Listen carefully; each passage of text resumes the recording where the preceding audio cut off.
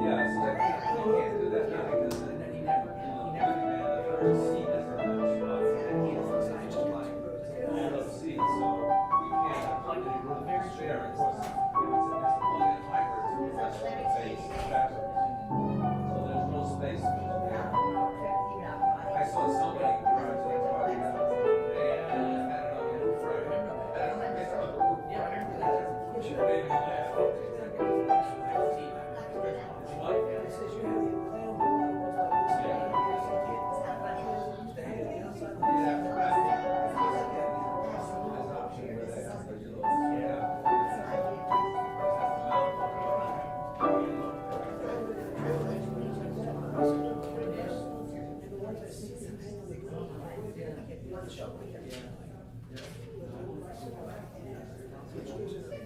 Are you the child slide this morning?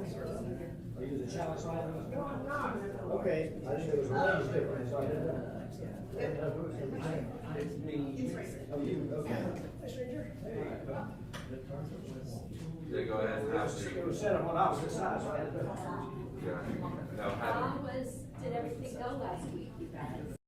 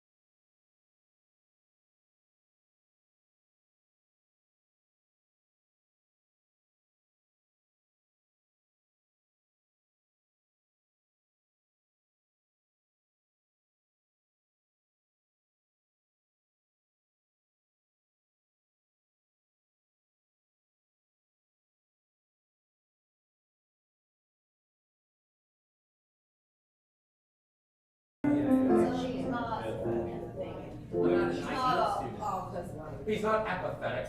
It's not apathetic, okay. So you're not feeling like, oh, well. I've got some apathetic students. It always happens. No, I'm being good. Yeah, I'm not.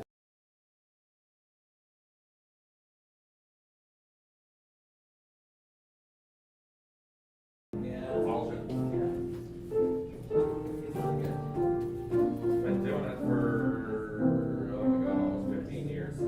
I hope I pick up thicker along the way.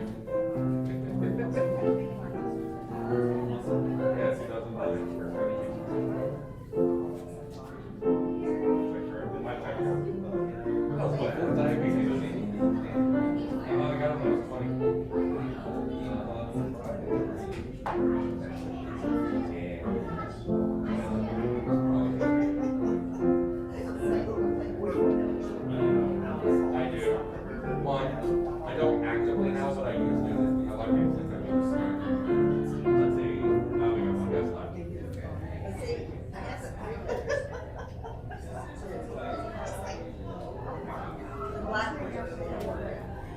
I used to like it a lot.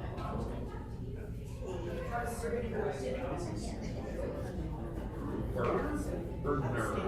Nerd. Did you get the chance on that? Sorry. I don't know if you tell me. It's B-E-R something. No, the mean it goes here. Yeah, the nerd, but I'm just. I did. Yeah, just so. My last name. Yeah, that makes sense. That's all right. That was like a one of the Okay, well. So you're Change. trying to think of us. Now you always start with ratio.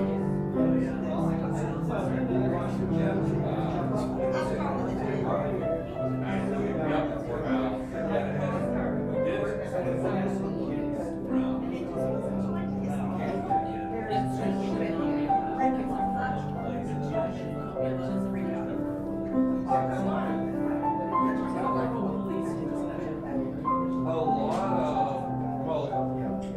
You start drawing that line, it's a very complicated thing about the English language.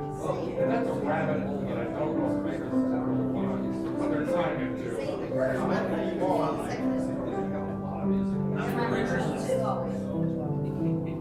S, T, and then with the Y. So the first two I've got all of them. Yeah, usually, You know, yeah. so I have A, U, and Y. They usually did ratio. Because I'll get the R, T, S, L, and D. What about What was the end again? ratio? S, L, and D. Yeah, I'll got it.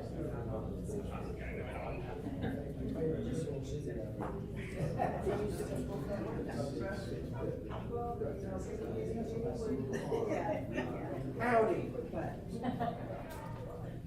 How is family?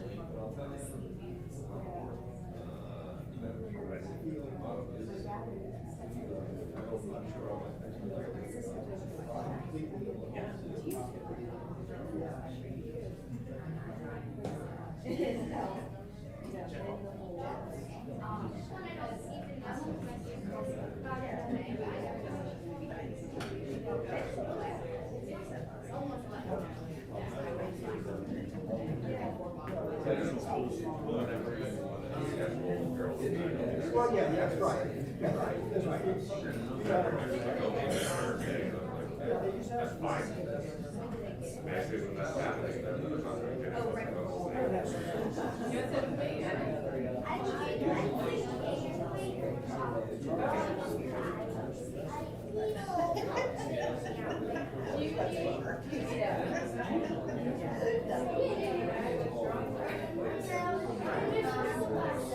Good luck. Okay.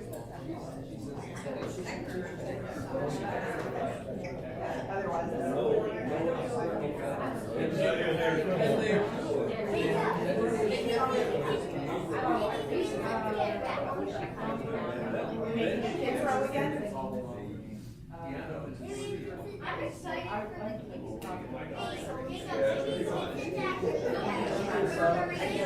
Check in on you more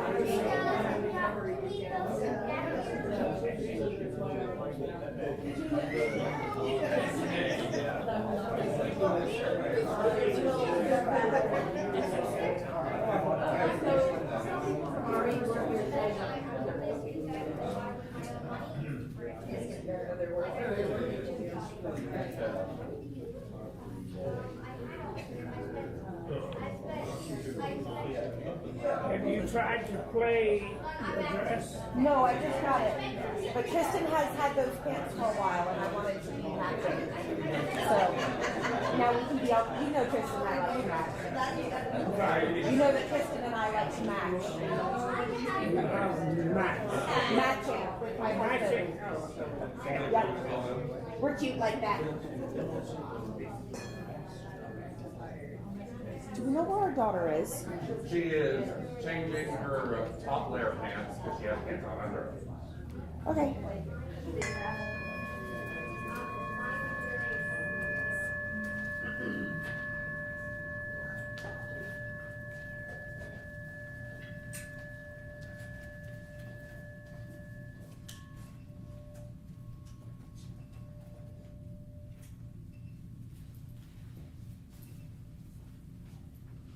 Good morning, everybody. Please stand and body your spirit as we sing our opening hymn, Come and Go With Me, number 1018 in your teal hymnal.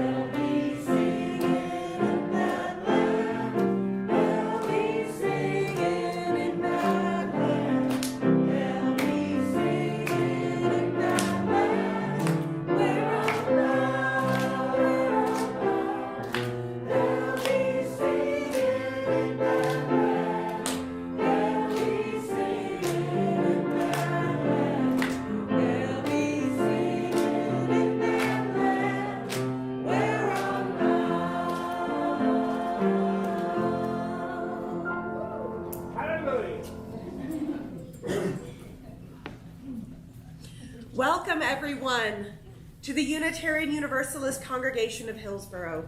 We are an open and welcoming congregation, so whoever you are, member, friend, or guest, and whatever brought you here this morning, we are so glad that you have joined us. We are a liberal community of open-minded people who strive to connect with one another in love. We are defined by covenant rather than by a statement of belief or creed. We support each other in spiritual growth, deepening of faith, and challenge one another to find more love and deep truth both inside ourselves and in the world. My name is Heather Kraft, and I am the worship coordinator for today's service. As a lay-led congregation, there are so many people that go into making our services possible, and we want to offer a huge thank you to all of them. Our speaker today is the Reverend Allison Wilbur Eskildsen. She has spoken here before, and we're so glad to welcome her back today. Reverend Eskildsen is a lifelong Unitarian Universalist. She is the Minister Emerita of the UU Fellowship of Athens, Georgia. Upon retiring from full-time ministry in August 2020, she moved to Chapel Hill with her husband, Paul, to be near their oldest son and his family. Today, she will be talking to us about walls. In his poem, Mending Walls, Robert Frost challenges the idea that walls or fences make good neighbors. In our world, we have many walls, visible and invisible. Are they serving us well? Are they making us good neighbors? Before we begin, let's share any announcements for the good of the community, the first of which is to silence your cell phone or put it in worship mode. Any other announcements?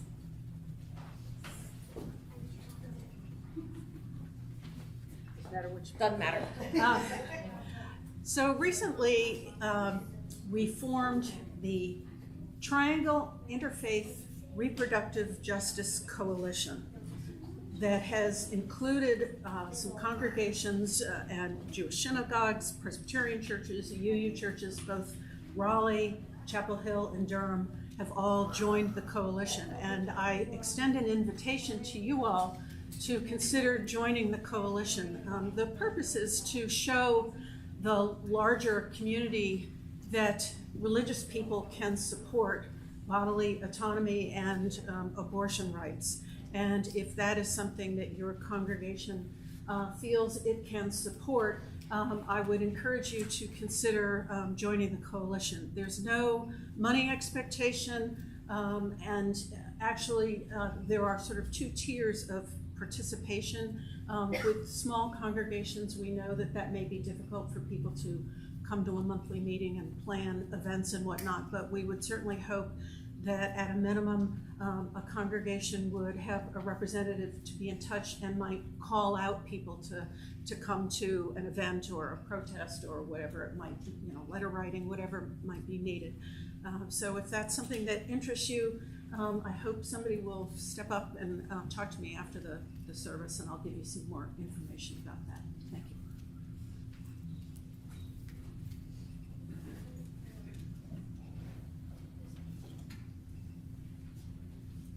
Hi, I'm Shauna Saunders. This is the third and not quite final week of Secret Pal.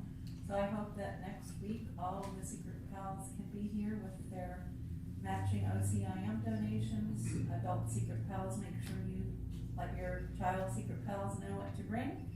And everybody else in the congregation who would like to bring a donation for OCIM should do so.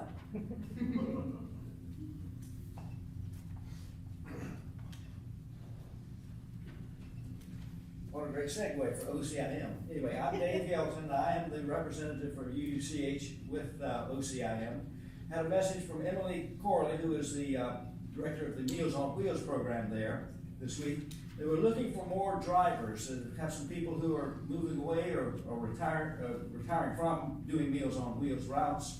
And we're looking for some more people that might want to volunteer, either as a fill-in or as a regular driver. Hal is a regular driver. I'm a regular driver once a week. And anyone who has time during the day, this would be like 11 o'clock in the morning, to take on a route or to fill in. That would be helpful. You can just contact me and I will put you in the loop.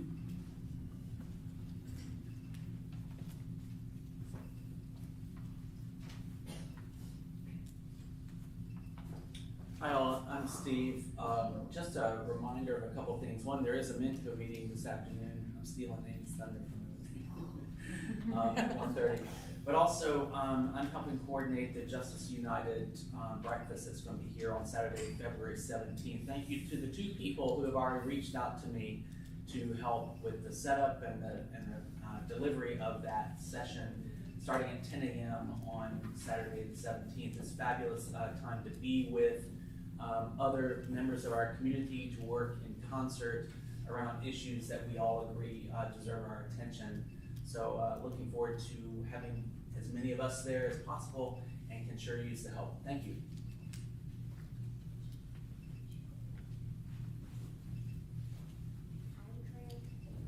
Hi, I'm Aurora. Just a quick reminder that the youth are working on a video and there are little forms, and we need people to be interviewed, and I should say it's an email interview. You don't have to stand in front of the camera. You just have to write about your family's religious traditions and send some pictures.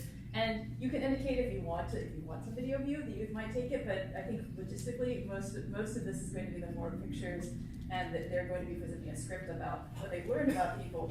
So if you have any interest, we'd love to have, we've had a handful of people, but we'd really like to have some more. There'll be a few on the altar, and there's some outside the RE room. You just email the RE group, and we will send you the youth questionnaire in a couple weeks.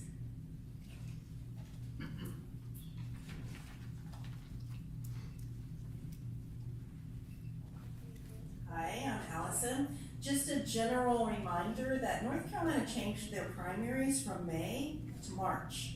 So the primary election is happening on March 5th, and early voting opens on February 15th. So early in the cold. The League of Women Voters has their Vote 411 app ready so that you can compare candidates. The ballot is so long. It's like 2 pages long. So please do your homework and be sure to vote. And I'll say from right here, I was amazed at how many people are on the ballot that I had no idea who they were, and I am pretty well connected in my perspective. Is it both Democrat and Republican primary? So this, yes, it's the primary for both parties. I'll explain more. If you are a registered Republican, you will pull the Republican ballot, and all of the Republican primary candidates will be on that, plus school board for Orange County. The school board election is final. It's not a primary. Those people elected on March 5th will serve on the school board. They'll be sworn in on July 1. If you're a Democrat, you will pull a Democrat ballot, and all of the Democrats will be on the ballot for every office, starting with president, all the way through the judicial offices and the local offices. It's really long. And the school board. The school board election is final. If you are unaffiliated, when you go into vote, you can request either a Republican or a Democratic ballot. This election education So next Sunday, we're having a Valentine's brunch.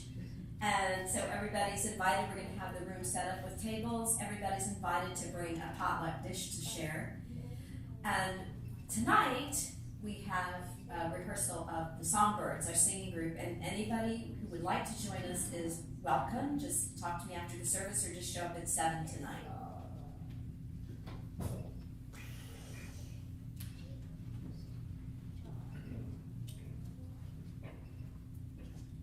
Hi, my name's Lou. I am your listening ear for today in this area.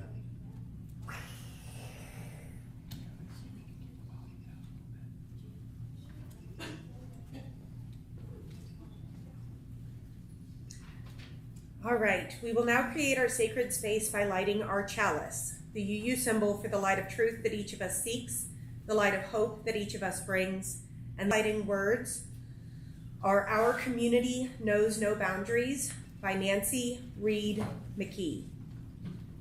Our community knows no boundaries. We are not confined by the physical limits of walls, or, for that matter, of what often binds us, restricts us, holds us back. We are freer than we know when we release ourselves and each other from expectations of what is needed for true community. We are here together in space. I see you. I hear you. I love you. Together, here, now.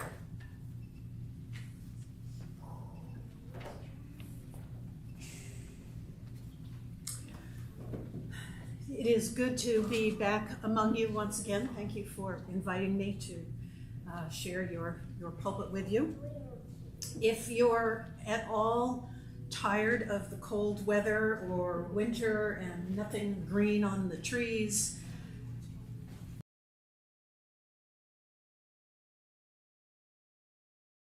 observance for earth-centered and pagans that recognizes that beneath the ground the earth is stirring and new life is beginning to emerge, and even a little warmth may be coming back soon. So there is hope for a change of season. And honor her, especially in this month when you are focused on justice and equity.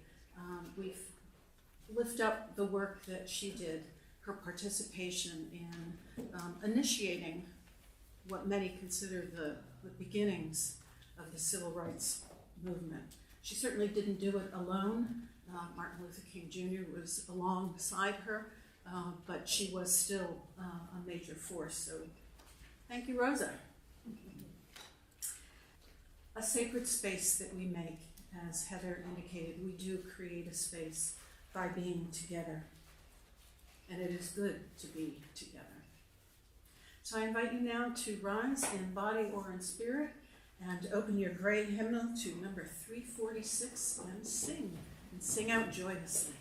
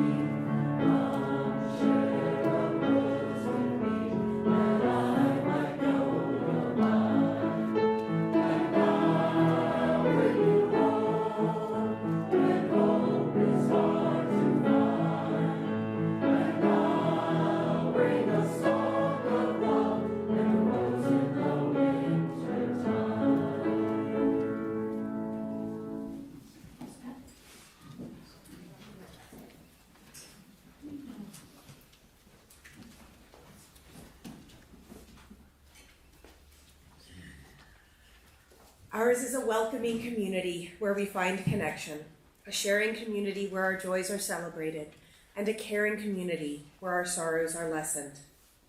Each Sunday, we take some time to reflect on the special happenings that have occurred this week among our members and friends. Some choose to share aloud, while others choose to remain silent. Here, we make room for both. For those of you who would like to share aloud, please take a moment before we begin to center yourself and collect your thoughts so that what you share this morning is personal, heartfelt, and brief.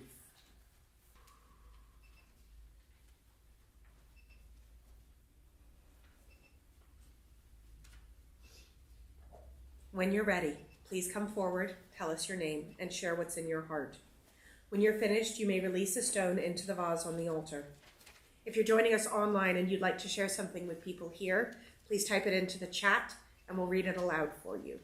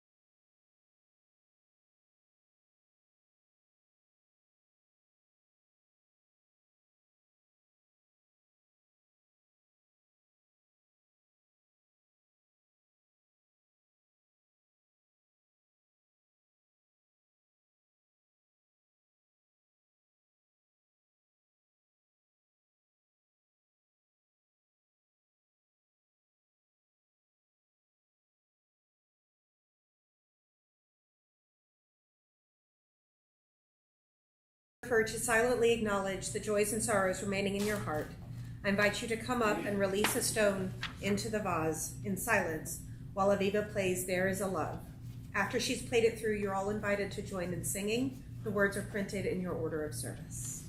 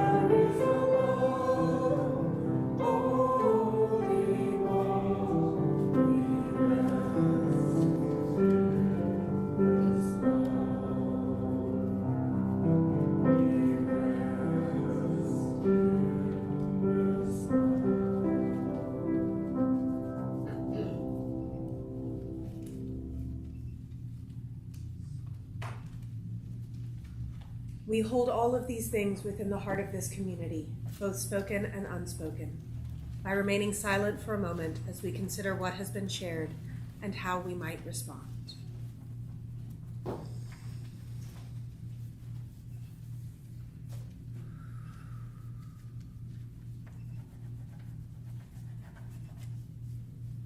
Let us close this section of the service with Amen and blessed be. Amen and blessed be. We will now sing our beloved children to their class with the children's blessing located inside the back cover of your gray hymnal.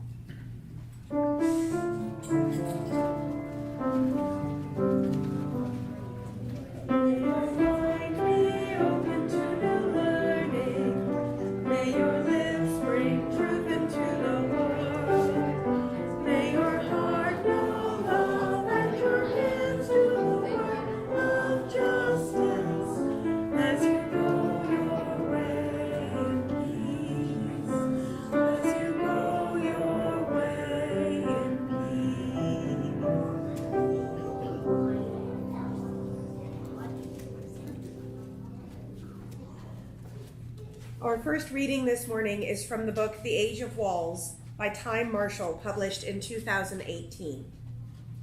In recent years, the cry, "Tear down this wall," is losing the argument against fortress mentality. It is struggling to be heard, unable to compete with the frightening heights of mass migration, the backlash against globalization, the resurgence of nationalism, the collapse of communism, and the 9/11 attacks and their aftermath. We are seeing walls being built along borders everywhere. Despite globalization and advances in technology, we seem to be feeling more divided than ever. Thousands of miles of walls and fences have gone up around the world in the 21st century. At least 65 countries, more than a third of the world's nation states, have built barriers along their borders. Half of those erected since World War II sprang up between 2000 and now. We erect walls for many reasons because we are divided in many ways, in wealth, race, religion, and politics. Sometimes divisions lead to violence, and walls are erected to protect or defend. Sometimes walls go up to keep certain people out. Sometimes physical walls don't go up at all, but we still feel the separation. It's in our minds. These invisible barriers are often just as effective.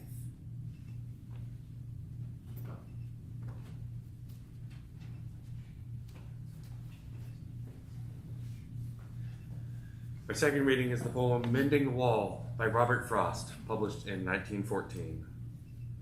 Something there is that doesn't love a wall, that sends the frozen groundswell under it and spills the upper boulders in the sun and makes gaps even two can pass abreast. The work of hunters is another thing. I have come after them and made repair where they have left not one stone on a stone, but they would have the rabbit out of hiding to please the yelping dogs. The gaps, I mean, no one else has seen them made or heard. No one has seen them made or heard them made, but at spring mending time, we find them there.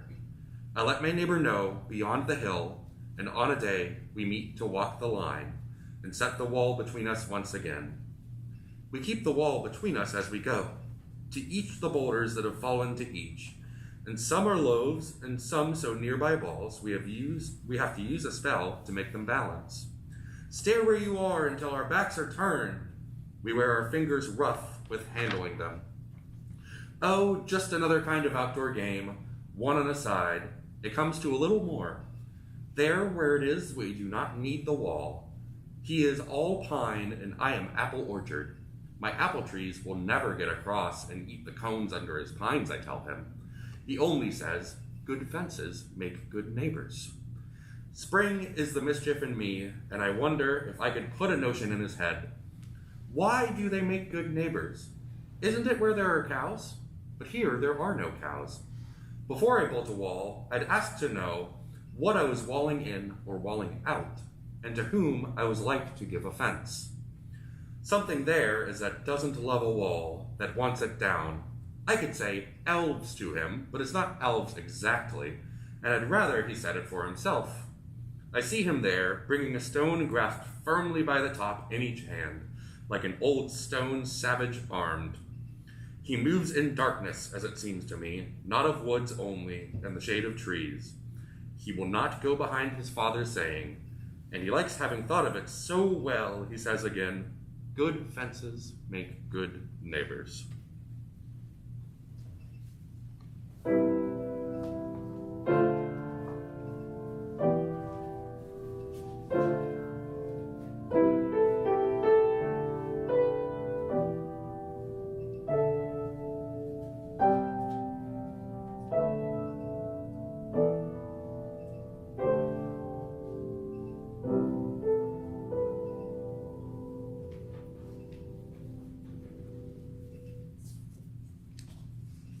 Thank you, Heather and Kristen, for reading those. I imagine most of you know the nursery rhyme, Humpty Dumpty. You feel free to repeat it with me. Humpty Dumpty sat on a wall. Humpty Dumpty had a great fall. All the king's horses and all the king's men couldn't put Humpty together again. Some things we just can't forget. Considering his tragic end, I'm guessing Humpty would agree with Robert Frost that something there is that doesn't love a wall. Historians claim no definitive origin story to this rhyme. Many believe it started as a riddle. What could fall from a wall and not be repaired again? Others believe it was a mnemonic warning children to be careful and of danger, while others believe it referred to King Richard III, who lost his kingdom in battle on Bosworth Field in 1485. Still others claim that the rhyme tells the tale of an overly large cannon named Humpty Dumpty that was placed atop a city wall facing outward, but tumbled down when an opposing army's cannon blasted that wall. That was in 1648. Humpty Dumpty was also the name of a 17th century drink made of brandy and ale. Perhaps that combination caused imbibers to fall down? But all these references indicate that Humpty Dumpty can symbolize most anything that risks some kind of danger or irreparable harm. The rhyme serves as a warning because walls are dangerous, and not only the danger that befell Humpty. Wall building is as old as civilization. When humans stopped being hunter-gatherers and settled in one place, they began to protect that place, their homes, their livestock, their fields. They built fences to hold in the animals and mark territory. In time, they dug deep ditches and built earthen walls. Ditches soon became moats, and walls became stone castle curtains. Later, walls with well-guarded gates surrounded entire towns and cities. And now, countries erect border walls requiring passports and other documents to control who's allowed in. Robert Frost's neighbor may believe good fences make good neighbors, but like Frost, we must ask, what or who are we walling in and walling out? And whom are we likely to give offense to? As Tim Marshall said in the reading, walls divide people. They create insiders and outsiders, us and them. Walls communicate that whatever's inside needs to be defended and kept from whoever's outside pounding on the gates. A wall separating people is offensive. Besides keeping people out, walls are built to hold people in, to control and restrict freedom. Prisons have elaborate fencing to keep criminals inside, and homeowners value fences because they keep dogs and children from getting out. They also delineate property lines and ownership responsibilities. We tend to like these fences. But national fences and walls are maybe a little less likable, and they are illusory protections because they can be breached and they crumble. When the Great Wall of China and Hadrian's Wall were built, they didn't keep the barbarians out. And today those walls are mostly ruins. Even the Berlin Wall survives, mostly as private souvenirs or museum artifacts. In Belfast, Ireland, many sections of the so-called peace walls, which once divided Protestant and Roman Catholic neighborhoods, have also come down. These walls once created an imperfect peace, but now are obsolete because dialogue and negotiation worked to create a more stable peace. People chose to stop seeing each other as enemies, and they agreed to share power. They chose unity over during the Troubles. The current conflict between Hamas and Israeli Jews proves their wall of separation didn't keep either side safe. Instead, it increased Palestinian poverty and anger while keeping the Israelis more prosperous but fearful. Diplomatic negotiation, not death and destruction, is needed here, as it was in Ireland. Walls alone don't solve conflicts. Confrontations are the extreme effects of what happens when we build walls, and when the divisions they represent are apparently insurmountable. No one wants this. Such spaces and such situations are frightening and dehumanizing. End quote. Walls indicate a failure to get along. Walls dehumanize and objectify those being kept out by these walls. We get along mostly with our white northern neighbors, Canada, so we have little need for physical walls on that northern border. But at our southern border, racism tells a different story. For many whites, the people of color to our south are the proverbial barbarians. White supremacists stoke fear of them by asserting there isn't enough room here for immigrants, there aren't enough jobs, food, or housing, they're rapists, they'll bring drugs, and as a current presidential candidate said, they'll poison our blood. Contributing to this anti-immigrant fervor are nationalist movements warring against globalization and immigration. Christian nationalists assert a particular identity and superiority to justify their objectification of anyone not like them.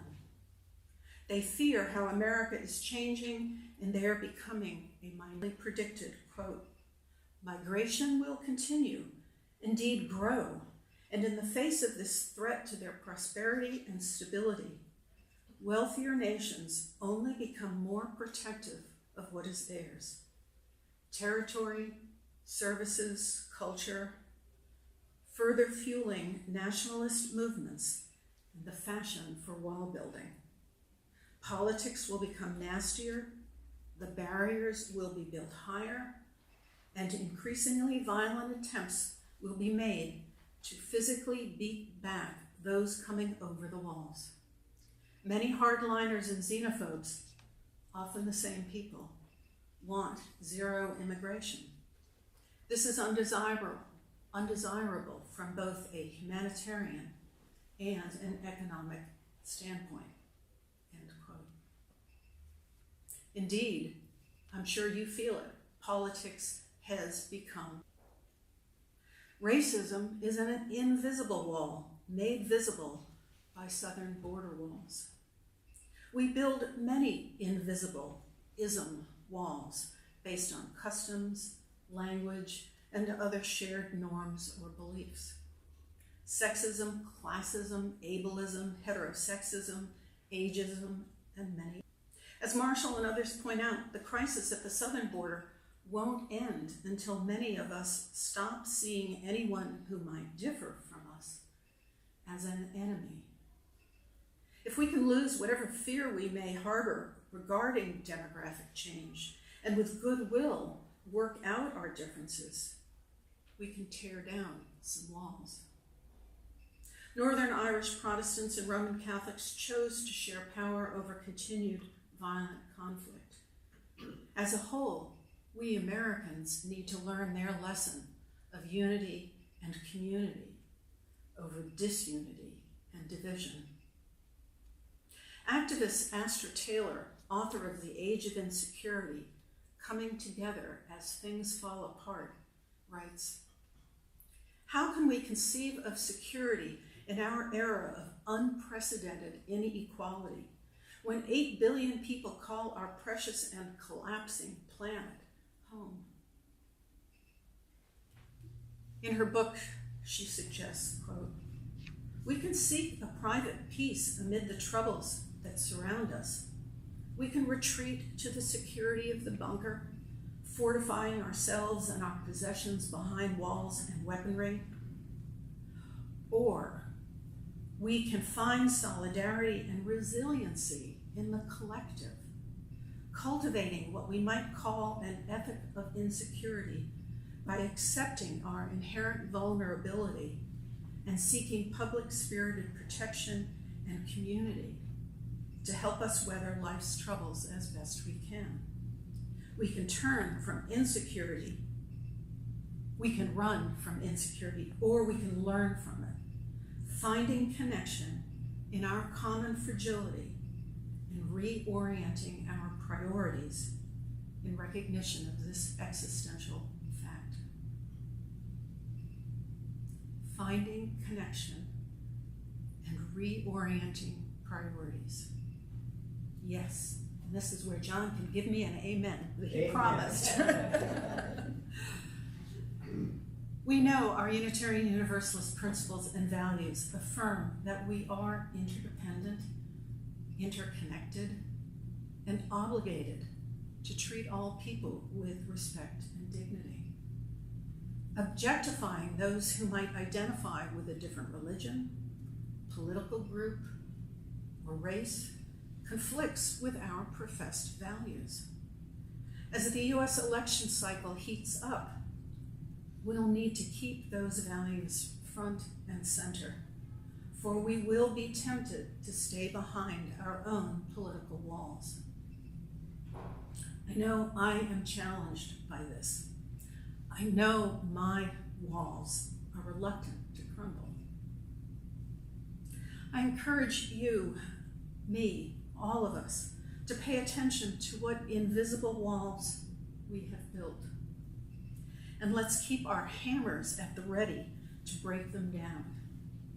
With these walls down, we can live fully into our UU values and create the beloved community that we dream about.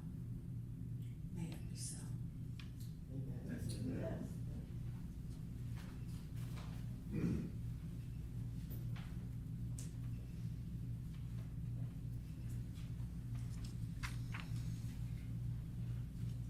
Thank you very much. Each week we take a monetary offering to support our social justice work in the community. This support comes in the form of donations. This month our community partner is the Northern Orange County chapter of the NAACP. You may donate by putting cash or a check in the basket. Make all checks out to UUCH and put plate in the subject line. You may also donate by going online to our website, uuchnc.org, or scanning the QR code in your bulletin.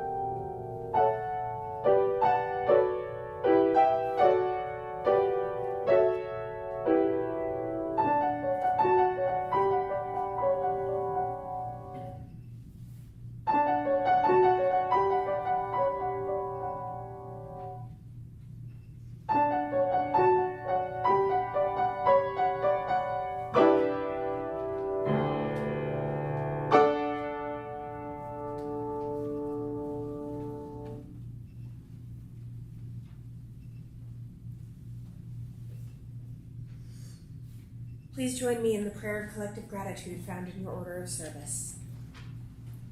For the love that surrounds us every morning, for the friends beside us, and for the generous gifts just received, let us be truly grateful.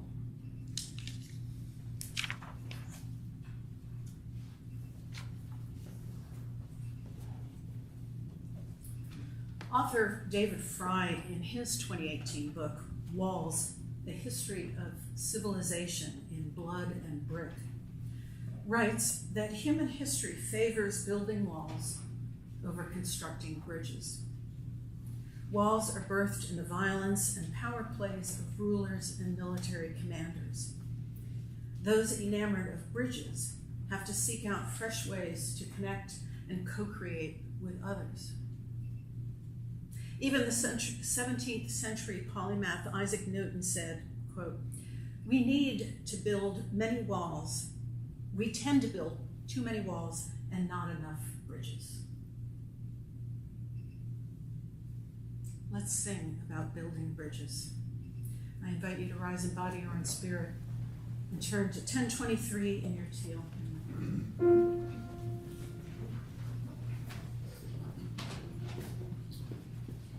We'll sing this all together once, and then we're going to divide into 3 parts for a round. 3 sections.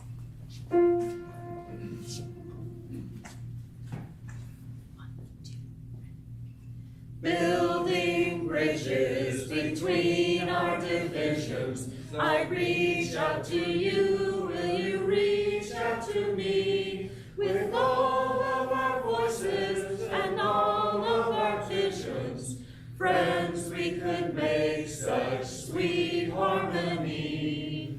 Building bridges between our divisions. I'm building bridges between our divisions. I reach out to bridges between our divisions. I reach out to you, reach out to visions. With friends we have voices and all of our visions. I building bridges between our divisions. I reach out to bridges between our divisions.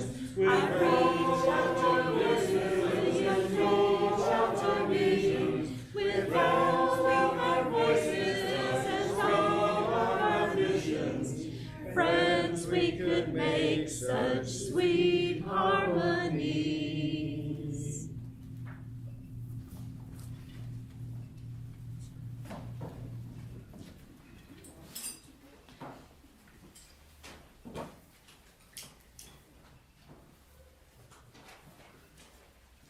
Please join me with our closing words. We extinguish this flame, but not the light of community. The light of truth, the warmth of community, or the fire of commitment. These we carry in our hearts until we are together again. Go in peace, my friends, and blessed be. Blessed be.